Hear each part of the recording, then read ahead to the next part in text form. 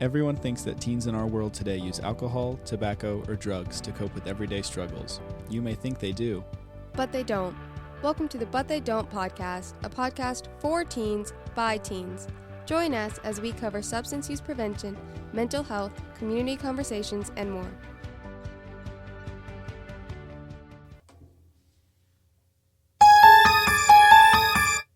Hi, my name is Ragad. And I'm Jayden. And this is But They Don't podcast. So, Jayden, what are you going to be for Halloween? I'm thinking about being a fairy for Halloween. Oh, I love that. Yeah, I can't wait. Do you have any fun plans? Yeah, I'm going to the Halloween party on October 22nd.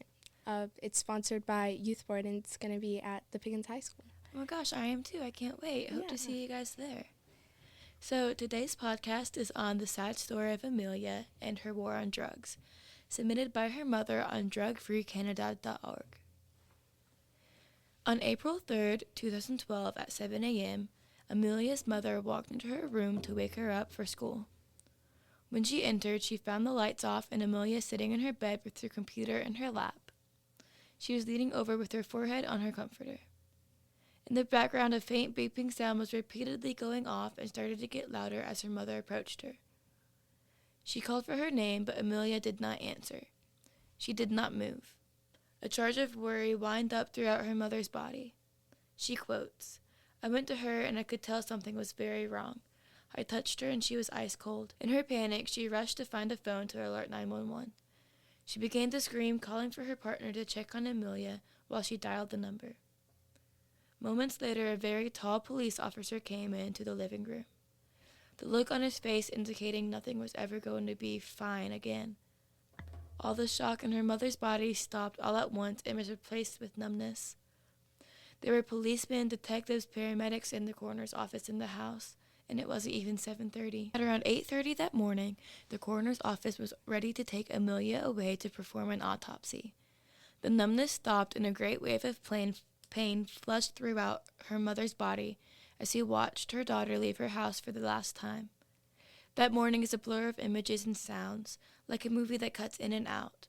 Hearing my son try to comfort me and tell me everything would be okay, cringing at each flash in Amelia's bedroom as I realized the police were taking pictures, she said.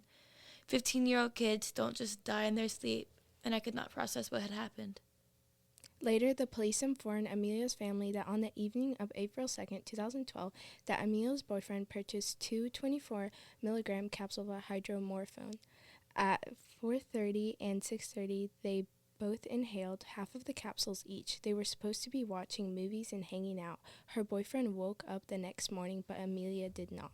It would take 6 long, tortuous months to find out the results of the autopsy. On October 3rd, the autopsy results were found in the mail. With utter devastation, her family now knew she had died from an accidental hydromorphone intoxication. In the submission, her mother wrote, "That was it. No cancer, no heart disease, no tragic medical conditions that was missed. There was no party, no rave, no dance, and no alcohol involved. 1 minute she's watching a movie and eating chocolate, and the next minute she's in a morgue." Her story is so sad, and I can only imagine the pain Amelia's mother had to go through throughout her journey. From finding her only daughter unconscious in her house to waiting 6 months for an autopsy report, it's just devastating. Yeah. And I agree with that. A lot of teenagers do not realize that just a quick decision can affect their family's lives as well as their own. That's why the But They Don't podcast is sharing scary stories all throughout October to spread awareness and potentially save the mourning of mothers and fathers like Amelia's. So make sure you keep on listening throughout this month and months after, and make sure to follow us on Facebook, Instagram, TikTok, and YouTube at WeArePCYB. And watch out for the Halloween dance on October 22nd.